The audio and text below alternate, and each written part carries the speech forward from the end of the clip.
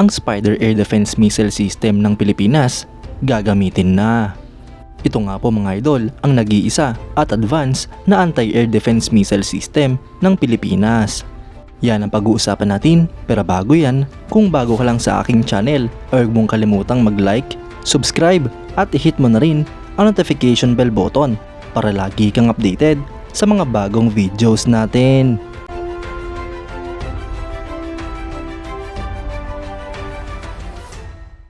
Sa nagaganap na Balikatan Exercise 2024, inaasahan niya po na ito ang magiging pinakamalaki at pinaka-complex sa lahat dahil ito ay lalaukan ng 16 na Pilipino at American troops. Idagdag pa nga po dito ang contingent mula sa French Navy at Australian Defense Force.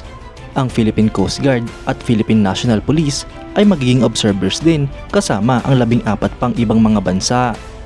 Inaasahan nga po mga idol na magaganap ang mga mahalagang milestone ng ating bansa dahil sa kauna-unahang pagkakataon ay gagamitin na nga po ang mga missiles ng Pilipinas.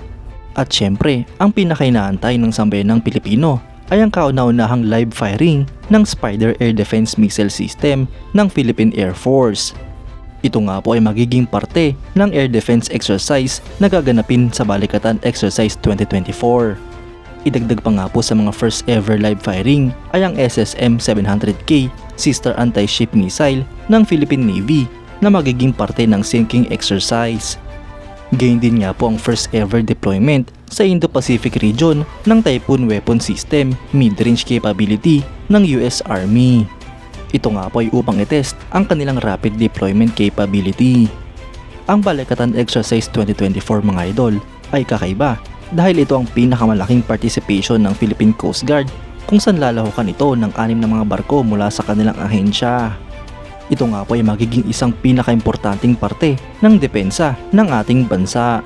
Gayon din nga po ang pinakamalaking participation ng Philippine National Police Special Action Force kung saan 156 SAF troopers ang sasali sa exercise upang magsanay sa territorial defense operations. Haba ang location naman para sa mga exercises na ito ay mas extensive dahil binubuo nga po ito ng Northern Luzon at Batanes Islands. Sinama nga rin po sa locations ang outside Philippine territorial waters at ang ating exclusive economic zone. Kasama rin sa paggaganapan ng exercise ang West Philippine Sea at Western regions kabilang na ang Palawan. Ang Pilipinas mga idol ay ina-explore ang mga posibilidad na makasama pa ang ibang mga bansa para sa mga future na Balikatan exercise. At inaasahan din ang mas malaki pang participation ng Philippine at US forces. Kaya't malaking bagay nga po mga idol na matesting na ang mga missiles na binili ng ating bansa, lalo-lalo na ang Spider Air Defense Missile System. Ang Spider mga idol ay isang Israeli short and medium range mobile air defense missile system na dinevelop ng Rafael Advanced Defense Systems kasama ang assistance mula sa Israel Aerospace Industries. Rafael nga po ang prime contractor habang Israel Aerospace Industries naman ang major subcontractor para sa Spider program. Ang system nga pong ito ina-achieve ang kanyang notable milestone noong 2005 noong ang mga missile nito ay pinaputok kontra sa mga test targets sa Israel.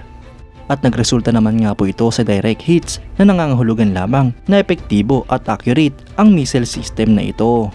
Mga idol, maganda nga po at nagkaroon ng pinakamalaking balikatan exercise sa Pilipinas. Ito nga po ay upang mas lumalim pa ang samahan ng Estados Unidos at ng ating bansa. Ngunit ang pinaka-highlight nga po sa exercise na ito ay ang magamit ang mga modernong kagamitan ng ating bansa na produkto ng modernization program. Ito nga po ang kauna-unahang pagkakataon na magagamit ang mga missiles ng Pilipinas at magiging isang experience na rin ito para sa buong AFP. Kailangan nga pong mahasa ng ating bansa lalo pat mas uminit nga po ang tensyon sa West Philippine Sea at kung sakasakali ay kailangan nating depensahan ang Pilipinas. Kayo mga idol, anong masasabi nyo? Comment down below for your thoughts and opinions. At yan nga lang po ang pag-uusapan natin ngayon mga idol. Maraming salamat sa panonood.